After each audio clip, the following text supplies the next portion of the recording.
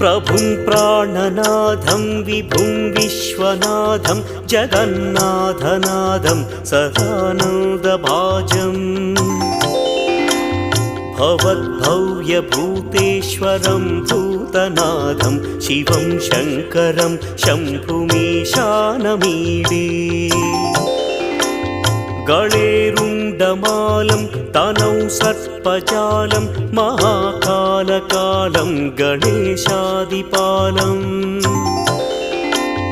जटाजूटगङ्गोत्तरं दैर्विशिष्यं शिवं शङ्करं शम्भुमीशानमीडे